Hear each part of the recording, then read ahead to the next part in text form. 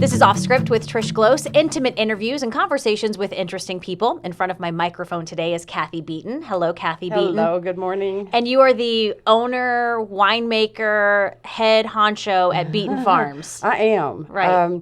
My husband and I started this little vineyard, little venue about 10 years ago. Oh, wow. Okay. And so you make wine. I make wine. And it's almost harvest season for you. It is. And the grapes are beautiful. I thought not because of the smoke, but they're good. They're beautiful. They're good. That's great. You were telling me before we got started, you're usually the one asking the questions. I am. I've always interviewed people because of my business prior to being a winemaker. And you said when other people have asked you questions about maybe your personal life or just your life in general, you have said, it's none of your business. Okay, well, today it is my business. Okay. No, we're going to have fun. This is going to be this good. Is good. Where are you from originally?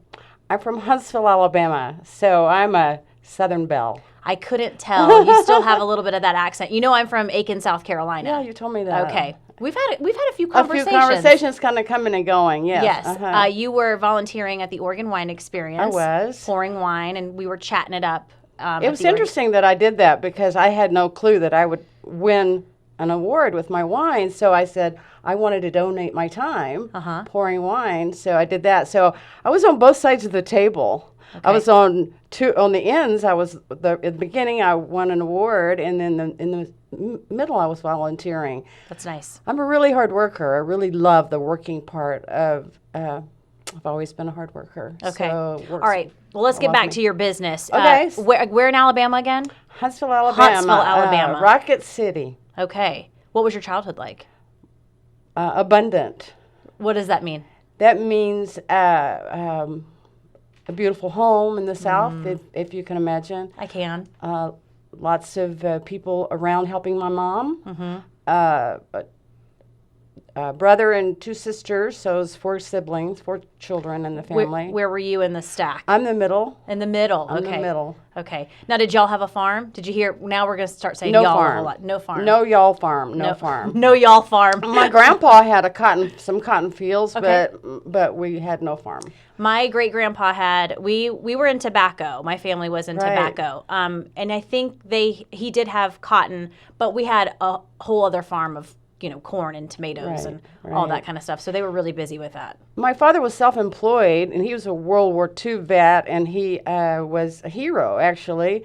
And he always just was so adamant about doing your own business, doing your own thing.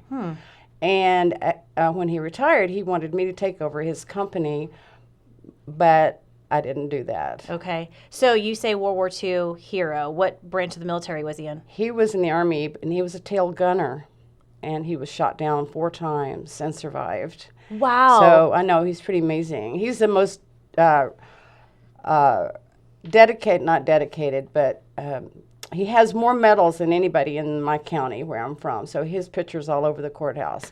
I left home. I left Alabama. My family's all still there, though. I'm the only one that kind of ventured. I'm the wild child, the middle wild child. So I'm the only one that ventured out into the Wild West. And my father said, "Oh, those Indians are going to scalp you when you get out there, right? Or you're going to, what are you doing, joining a cult?" And so they had this whole vision. The South has this vision that the West is wild, right? And maybe that was the draw for me. Took a train trip from cross country. I traveled a lot. Took a train trip across country from California. Landed in Klamath Falls in the train, and it was snowing.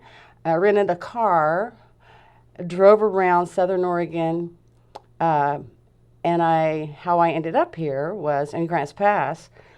I bought 2 Victorian homes. Okay. Because growing up in the South, I grew up in a house that was built in the 1800s. Right. And I love the old houses. So this was the early 80s, right? And it was really a downturn time for the economy with the lumber and logging. And these houses were just so sad. I just felt so sad for them. You had to rescue them. I needed to rescue them. Okay. So I bought 2 of them. Then I started coming visiting while it was going on, and then moved in one and used the other one as my office. Okay. So that was my MO. Everybody thought that I was an interior decorator. Okay. And they've always thought I was an interior decorator. People still to this day think I'm an interior decorator, but I'm not. Well, I want to get back to your dad for just a hot second. Oh, my dad. Sorry. Yeah. So my dad is now, if he was alive, he'd be 100. Wow. But he passed away some years ago. And where did he get shot down? Germany, France. Mm-hmm. And when he came home, was this something that you heard about as a kid, these stories, or no? I really didn't. I really didn't hear a lot, although I saw his medals, but I just didn't relate to that, and he kept that kind of quiet. Sure. I heard it from other people, or I heard it from going, people having dinners for him. Mm-hmm. But no, he never said much about it. He probably had PTSD really, sure. really bad. Yeah. But I didn't know that either. I wish I had known that. Yeah, I think one of the most tragic things, and we do have a few stories still in history books and museums, but one of the most tragic things are these World War II veterans not hearing their story. And granted, some of them don't want to talk about it, but it's just, we had this live history with us for so many decades, and they're disappearing. I had a sound studio also in my business, and one day I interviewed my father, put him in a room with headphones on and asked him questions, and he told me a lot. So I have a beautiful recording of him. Oh, that's so special. It's very nice for the family. That is. Yeah. And I think that's one thing, because you don't know, if you don't ask and they don't tell you, you'll never know their story. Right. Okay, so... and he's a great influence in my life, too, my father. I look like my mom, but I act like my dad. Okay, we'll get to that. Getting back to your childhood and high school, what were you like in high school? Because you were still in Alabama in high school. I was still in Alabama. I was very athletic. I was a cheerleader a little bit. No. I basically, let's see... I have to say this. I'll tell you the story about me. Okay. It was during segregation in the 60s, and the first black person to be in my high school. I had 800 in my graduating class. Okay. They interviewed the school to have someone be her hostess. They wanted the right person for her, to help her, to kind of help her integrate into the school. Okay. And so, I don't know, out of 800, they chose me. So I was her friend. I think you were probably the best choice. I don't know where that came from, but, I remained friends with her. Aw, that's so nice. It's great. It's very nice, It's really a hard time during the world, during that time, but it was fine with me. Yeah. I love it. That's awesome. I loved her. She was great. After high school? After high school, I was pretty wild. I got a job traveling and opening banks, and I did that, and I was a vice president of a bank for 10 years. I didn't get married till I was 29, almost 30 years old. Wow. So I basically traveled and worked. Did you go to, after high school, did you go to college? Go to college. Okay. I went to college. I went 3.5 years of college, and then I got such a good job that I never finished, but I could finish my life I finished because of what I've done in my life. For sure. But I'm the only one in my family without a degree. Really? And highly successful. But I'm probably, I don't want to say this because they're going to listen, but I'm probably the most successful. You just said it. I did. No, they're all great. My siblings are great. So you opened banks. Yep, open banks. Yes, I traveled. It was when branch banking just began. Okay. And I'd go and set them up, hire the people, find the location. It's kind of like a Dutch Brothers. Sure, but for banks. But for banks. Okay. So you did that, and then I heard you worked for Department of Defense. How long did you work for the Department of Defense? Actually, it's a little bit different than working for them. I was a contractor for the Department of Defense. So I had my own business. And I got contracts with them. First of all, I subcontracted because it's really hard to get a contract. My very first contract was with NASA. And I scared the boogers out of them because I was 9 months pregnant when I went to sign it. And my contract, I had my baby a couple days later, worked in the hospital. I brought my work with me into the hospital, worked in the hospital. And Yes, and so, yes, I was deep in the belly of the Department of Defense for many, many years, 30 years. So, wow. So you signed on to work with NASA, and then 2 days later had a baby. Did you go right back to work? I took my work with me into the hospital, and I stayed. Yes, I put her in a box in my office, like a puppy, and kept her with me until one day, a girl, Karen, I'll never forget Karen.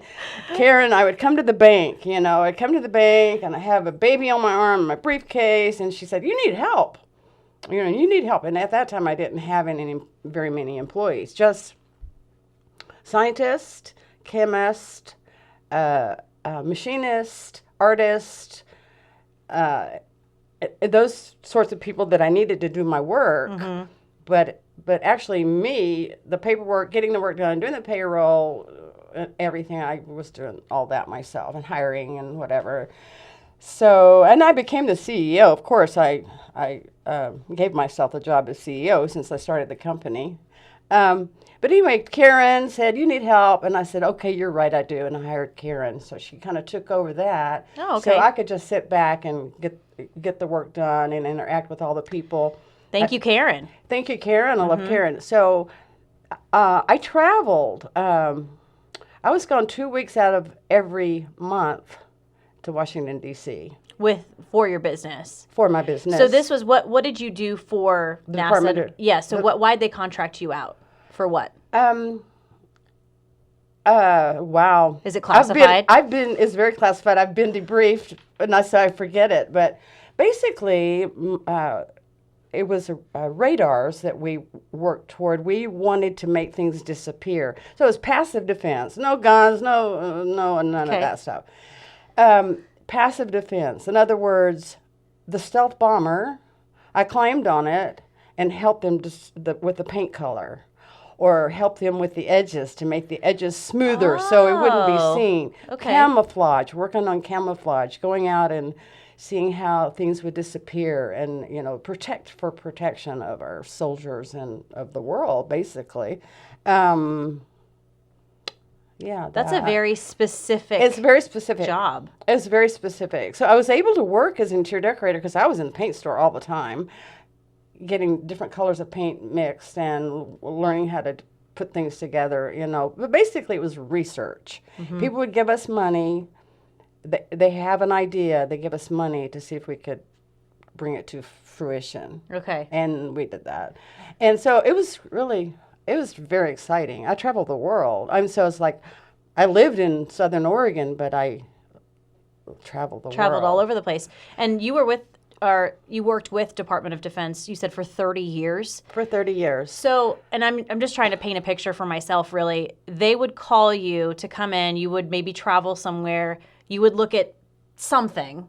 Mm-hmm. Maybe it was, like you said, a bomb of some sort. And you were trying to hide it so no one could see it. So, you're really looking at this thing going, okay, what colors am I needing to do? What shape and what lighting. But so it's really interesting because doing that, it's so different and I couldn't talk about it. I couldn't tell anybody what I did. I had like a building that was nondescript out in the middle of nowhere. And so it's so different what I'm doing now because I'm a pretty loudmouth. I like to talk. I was going to say I like to talk about what I do. So I kind of that was not my style, but it was because I had an interaction with a whole lot of people in the world. Yeah. And I homeschooled my children, so I took them with me. That's nice. I did that before anybody else did it. I was kind of Yeah. Well, and I was going to say, before we even started, I was telling Cathy, kind of watch where your placement is with the microphone. And then I'm like, what am I talking about? You're loud. I'm very loud. Loud like me. Well, I'm probably hard of hearing. Well, not like you. But I don't know. I'm good. I'm just used to doing that. I say that because I can't imagine that would be pretty tough, working in a job for decades, not really being able to tell anyone what you do. Right. Because that's the first question a lot of people ask. Hey, what do you do? And then you say none of your business. It was good money. I bet. It was good money. And interesting. And I really love to dig deep into things and study things. I mean, I'm a studier. And it was just really, really interesting. And I think it was so out of my comfort zone, just like making wine. That's totally out of my comfort zone. I don't know anything about wine. My first glass of wine, I was 40 years old. Of course, growing up in the South as a Southern Baptist, we no drinking. I know, Southern Baptist right here. No drinking. But girl, 40 years old, first glass of wine? Yeah, 40 years old, first glass of wine. First time I ever went wine tasting in the Applegate Valley, I was 60 years old. I didn't even know it existed. You have a lot of work to do. I know. A lot of makeup to do. I know. But it's been an abundant life. Well, we are going to talk about your vineyard in a second. But getting back to Department of Defense, was there ever a job that you went on?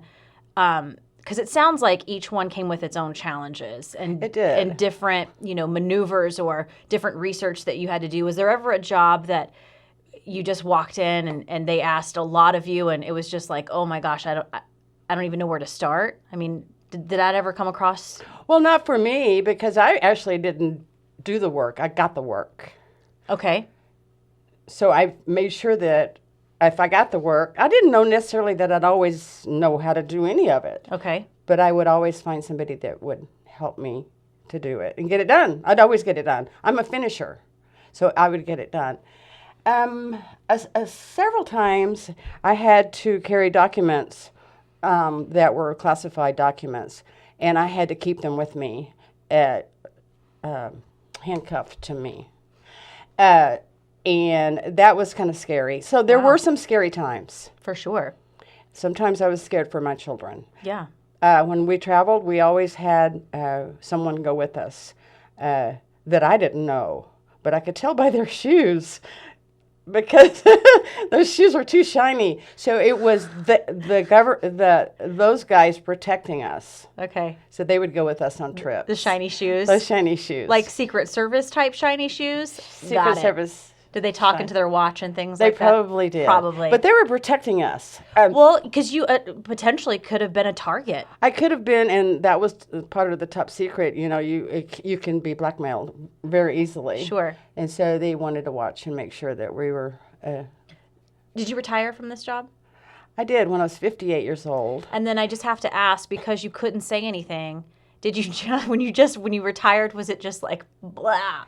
It was kind of like blah, and I just decided, I'm going to do something else, but I don't know what it's going to be. I'm going to do something else. And so then I just started working on my physical being and deciding what I was going to do next, Were you living in Southern Oregon at this time? I was. Okay. I've lived here since the early 80s. That's right. That's right. That train trip to Klamath Falls. Okay. Did me in with those poor little baby houses. So I've ended up doing a ton of those houses since I've lived here. I've done a lot of houses. So you took a trip from California to Klamath Falls on a train, and did you just sort of fall in love with Southern Oregon? It's beautiful. It's like nothing I've ever seen. Right. The mountains with the snow and the coast with the huge rocks and the trees, and it was just kind of like back in time. Mm-hmm. It was so back in time. The women had on bell bottoms and Birkenstocks, and I went, "What is that?"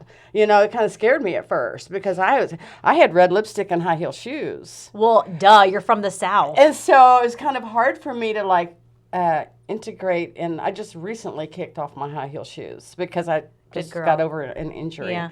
So it's hard to take the Southern out of a Southern girl. It really, I say that all the time. It really is. There's something about, my mama used to say there's somebody in our family who would say you put on your face at the beginning in the morning and then you're done for the day. Right. But it's true. It is true. It's true. Well, and it's interesting because I'm truly an introvert. Believe it or not. Nuh-uh. No. I go out, I get done what I need to do, but then I go home and I'm love my home and love to be. Well, you're a homebody. I'm a homebody. I'm not buying the introvert. And that's why I love having a vineyard, because I can get up because my home is on the vineyard. I can get up in the morning and go out in my vineyard. Do you think, okay, I'm going to back up just a little bit. So you get to Southern Oregon, you're still working with Department of Defense for all these years. Okay. Well, and that's one of the reasons I really liked it here, because where I was living in Huntsville was so wrapped up in that kind of lifestyle. It was so keeping up with, the Joneses. Yeah. But moving here, I was the only one doing it, and I could do it quietly, and nobody Nobody asked me what I was Under the doing. radar. I was totally under the radar. So you redid these, you bought these 2 homes and you redid them, remodeled them. And you said that was the first 2 of several that you've done? First 2 of many. Okay, so I've done about 6, and then I've done a couple subdivisions. Then I just recently, I just finished, I built a brand new home on my vineyard, and my husband and I, we did it all by ourselves. okay. Well, we did it from scratch. Okay, and so you were saying people thought you were an interior designer just because you're really good at it. I'm really good at it. Because my business, and I think that's why I was attracted to the work I did, was optics. It's seeing things and how you see things. And so if I look outside and there's a piece of trash on the ground, it drives me crazy. I want everything to look really nice and pulled together. Okay. And so I'm actually a visual artist. Do you have a little bit of OCD at times? I do. I am very much so that way. Same here. Yeah, right. Things have to be lined up. But that gets things done. I think that's part of the whole, not control, but wanting everything to be just right. And that's another part of this. We can't help it. That's just the way it is. Well, I think we like things in order. We just like things in order. And to be pretty. And then when that's done, then we can go, now I can go and drink my glass of wine and sit back and look at it. And look how pretty it is. And look how pretty it is. Oh, girl, gosh, same. It's just so the same. And we wear ourselves out sometimes from that. And sometimes we just need to let it go. And that's how I do that is with my exercise and walking and stuff. And that way it takes my mind away from that stuff. I'm a big fan of especially wine glasses, but just glassware in general. And I get it honestly. My mom, we have this obsession with glasses, and we always say if we see something and we want to buy it, it's like, no, we have enough glassware. I love glasses too. Yes, and so because the light shines through it, and it's clean, and it's and the cabinet uniform, and all the glasses are lined up. Right. It's just heaven in my heart. Oh, great! Yes. That sounds like you're a girl after my own heart. Exactly. And she has some beautiful, depression glass that my grandmother had, and all of this beautiful glassware that she says she's passing down to me. Oh, good. And I just can't wait because I love it. Is it green or pink? My grandma's is green. Green. The depression glass is green. It's beautiful. It's stunning. And it also, I think, tells a story. It totally does. It totally does. I have a lot of those also. I have a lot of glasses. Well, You'd be interested, just open in my cabinet and okay. go, woo, it's going to fall over. It's so heavy. I'm in. I love, there's something about glassware that just gets me ticking. But I think, too, I have these champagne bowl glasses from my grandmother that she's still alive, but I have them. Because they're in my house now. Good. Enjoy them. Use them. I do. Every time I drink out of them, I think of her. I think of being a little kid in her house. Oh, good. That's wonderful. Isn't it? There's something very special about that. I think so, too. Okay, enough about glassware. Okay, Mama. Exactly. But you retired from Department of Defense, and then you're still living in Southern Oregon. Did you do other stuff before the vineyard? No. You went from that and you said, I'm opening a vineyard. No. Or I'm starting a vineyard. I didn't do other stuff. But what I did was I decided that I needed to get healthy after working so many years so hard. I was not stressed out, not having a nervous breakdown, anything like that. But so I started doing marathons. So I did my first Portland Marathon when I was 60 years old. So I trained a couple years, and then I did great. I was going to ask, did you finish? Oh, I finished. Oh, I finished way out there because I was training. I was like, us. I mean, I was going to, of course, I finished. You're a finisher. I'm a finisher. I finished real fast. Awesome. Good for you. And it was great. That was my first one. And how many have you done? I've done several, and I've done a lot of other ones. But the Portland, I've done a couple. But it was great. It was a great accomplishment for me on my personal level. So that was great. So, here's how I got into the vineyard. You ready for this? I'm ready. Okay. So ready. Okay. So I met a man at church. I was single. I met a man at church. I was not thinking about getting married. This is such a Southern Baptist story right now. I know. I had no idea. I never thought I was going to get married because I'd been married before. I never thought I'd get married again. Okay. Much less, I don't know, have a boyfriend. It was like I was 60 years old. It's like, okay, I'm done with that. I'm just going to figure something else out. I'm not sure what it is I'm going to do, but I was fine. I was set financially, I could do whatever it is I wanted to do. I went on a couple cruises. I did some more traveling. And it was just not me. Cruises are too confining for me. I mean, they're okay, but they're just too confining for me. Right. So I met this guy at church, and he was a missionary in the Amazon. He was building an airplane, and he had come back from his trip, and he saw me at church. Hi, how are you doing? I'm doing fine. And then we had some friends in common, and one day we went out and had a burger and a glass of beer, and we just were talking and kicking things around. And then he was a bachelor. He had been married before, but 25 years he'd been a bachelor. And he's my same age. Well, he's a year older than I am. His name is Sam. Hi, Sam. Hi, Sam. He's a doll. And to put it like Karen wrote an article about us recently, I'm the whirlwind in his Zephyr. Zephyr is a cool breeze, and I'm the whirlwind. So he's like my cool breeze. He calms me down, and then I stir him up. Oh, I love it. So we're a great combo. Anyway, I married Sam after 3 months. Okay. I married Sam after 3 or 4 months, knowing him. My family knew him from church, but I didn't know him. Okay. He just saw me, oh my goodness, that lady, whoever she is. She looks pretty good, but... And then he ended up asking me to marry. So we got married. He had a piece of property in the Applegate. Okay. It was full of cars, trailers, swimming pools, basketball, Tahitis, boy toys. Because he's been a bachelor, and there's a lot of guys living there. Okay. And so he was airplanes. So he's out traveling, doing his airplane, all these guys come and crash out. So it's just like, and I come in there. And you're like, And I look out there in the yard, and I go, you got to be kidding me. I can't marry you. Look at all this trash out here. Okay, so let's just sell this. I'll marry you. We'll just sell this, and we'll just find a new spot, right? And he had an ocean-going container out there, a red one, and I called it the Red Dog. I sold it for $2,000 on Craigslist the first day I think I met him. But anyway, we cleaned it up. Well, you cleaned it up. Let's be real. He was happy with it. Yeah, we cleaned this it. Tasmanian devil whirling through, cleaning up his property. We cleaned up his property. We tore down the house. Wow. We planted a vineyard. Wow. I said, this is beautiful for a vineyard overlooking the Applegate River, on the West Hills, having the nice sunshine. I said, that's after he took me wine tasting. I've never been out in the Applegate. You were how old were you at this time? You said I was 60. Okay. So you have this property. He took you wine tasting, and did it click for you? This would be a great place for a vineyard? It did.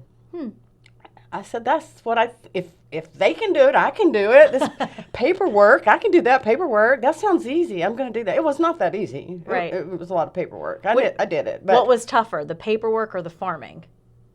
Neither one. No? It's not tough.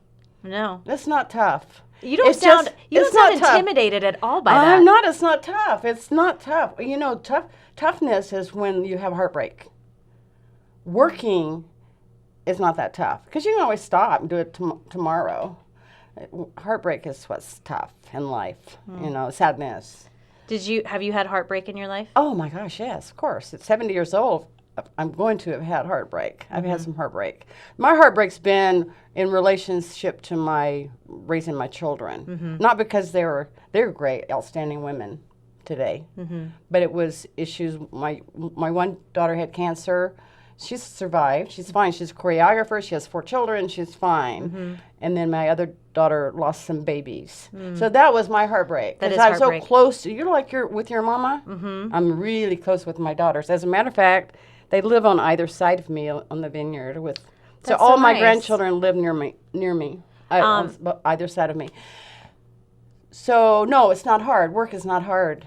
Heartbreak is hard. Heartbreak is hard. I like that. That's some good advice. I'm going to write that down. Okay, write that down. And sorry, I have to quickly ask. You said one of your daughters is a choreographer? She is. Oh, she's a choreographer. I love to dance. She was a professional ballerina. She was She does dance with the Boston Ballet. She goes back to New York a lot and takes classes. And she teaches ballet.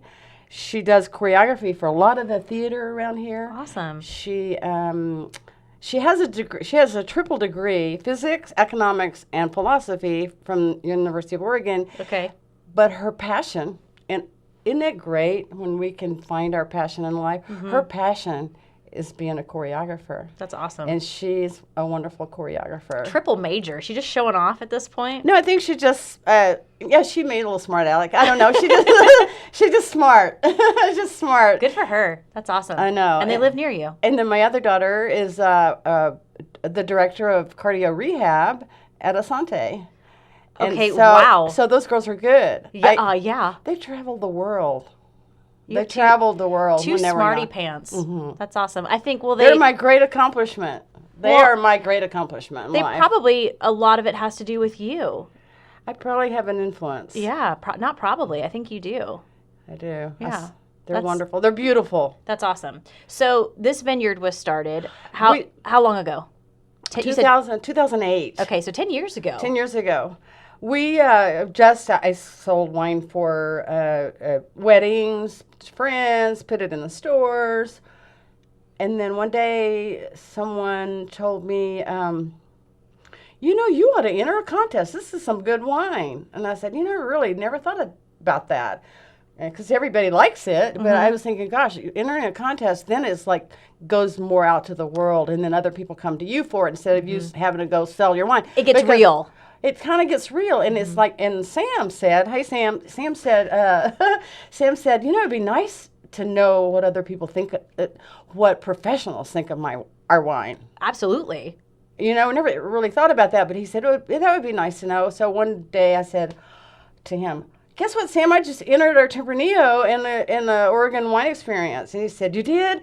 Oh, that's scary. I don't want to go." And I said, "That's okay. I'll go. I'll take care of it. I'm not scared. I'm not scared. I'll go do it." And so then I said, but he ended up going anyway. He didn't get so scared when he won a medal. He got excited about that. So he. What did you guys win at Oregon Wine Experience? We won a silver. For the For our Tempranillo. 2016 Tempranillo, and it was the only one I entered. I should have entered others, but I didn't, and I am going to. It's Next kind of year. motivates you to do that. Well, Yeah. and just for those who are listening, I've talked about it a few times. The Oregon Wine Competition, these are 4 masters of wine who are judging, along with 2 other wine writers who are judging this wine. And there are, I want to say 50 masters of wine in just the United States, 350 in the entire right. world. So pretty amazing. a So the ones we legit got- competition. right? So that's got to make you feel good. It did, and then so we came home that night after the grand pouring that Sunday afternoon, and we said, "Wow, let's go have a glass of our wine to see how we like it now. Do we like it better?" Because you think maybe sometimes you get that cellar palate, and then you just don't. Just like, you lose track of it. You Right. know. I have a 2,000 square foot wine cellar under my new house that we built, and that's where I do all my wine. So it always smells winey around there. It's great. I love that winey smell. I don't have a tasting room because as a Southern belle, again, gosh, I'm like ringing that a lot. But It's okay. I just couldn't handle a whole lot. It would be a party all the time, and I would have to be always perfect. It would wear me out. And actually, if I had done it when I was young, I think I could handle it and hire people to do it.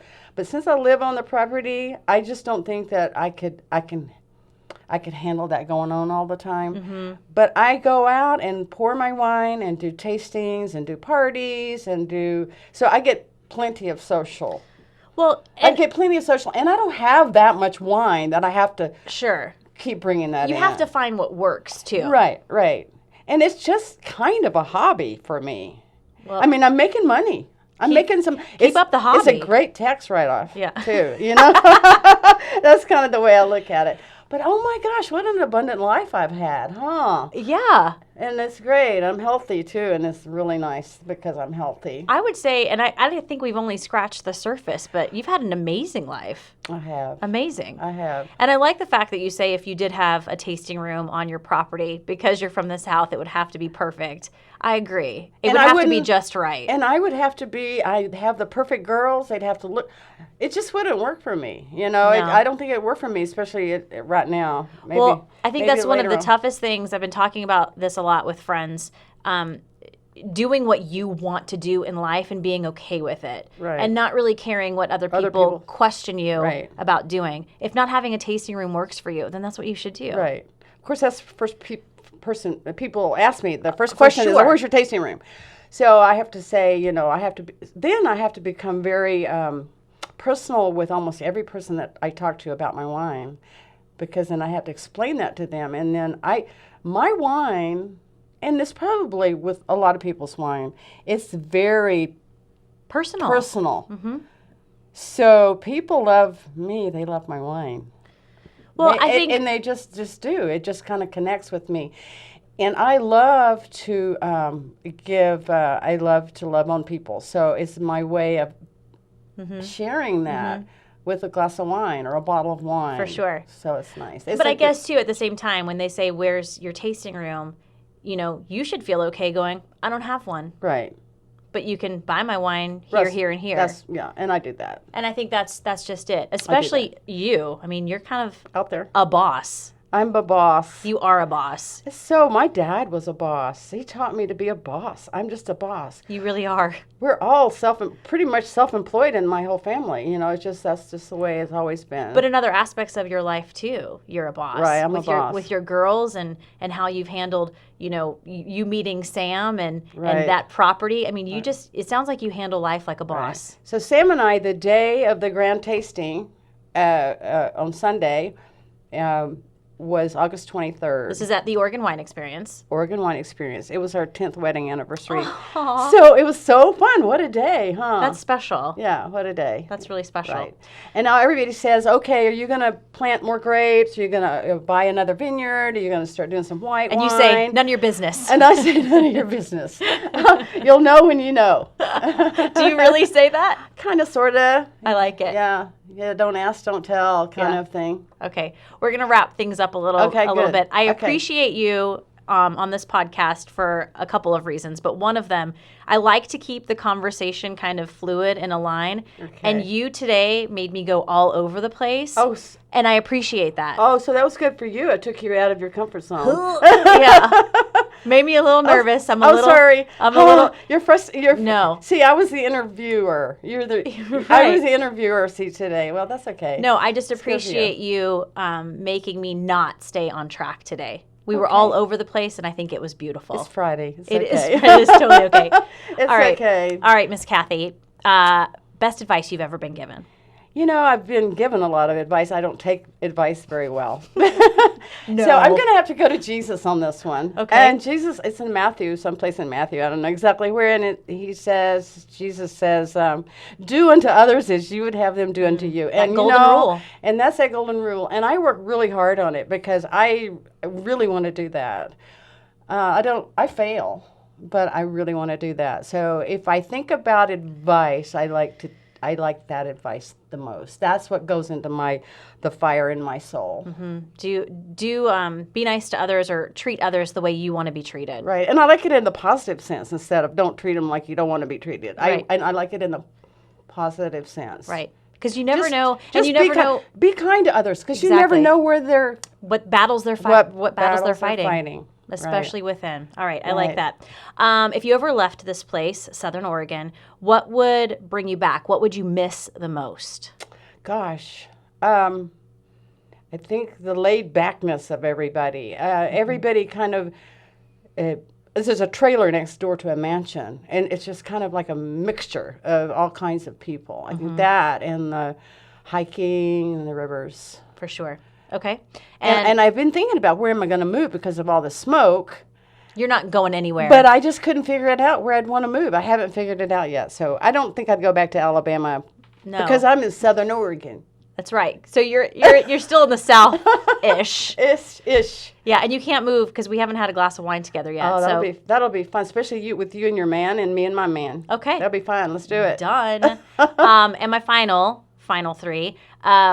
If you were ever given a final meal, a last meal, and a last drink, oh boy, what would that be? That would be spaghetti and meatballs. I don't know. It's so Italian, but spaghetti and meatballs, a glass of Cabernet Sauvignon. I love it. No bread. Okay. Maybe some salad. Mm-hmm. And Yeah. Spaghetti and meatballs. Isn't that a crazy thing for Southern? But I love spaghetti and meatballs. But it's so classic. It is. It's just like my you. favorite. It's just my go-to thing because I don't get it very often because I try not to eat starchy things. Mm-hmm. So that would be, that sounds heavenly. Well, it's classic, just like you, Cathy That Beaton. meal. All right. If you're listening to this podcast on iTunes and you like it, please subscribe, rate, and review. It helps other people find us. We are now also on Google Play. And you can check out the video portion of this podcast at ktvl.com. Just go to features and then click on off script. Cathy Beaton, this was so fun. Wasn't it fun? Loved it. Thank you for having me. Thank you.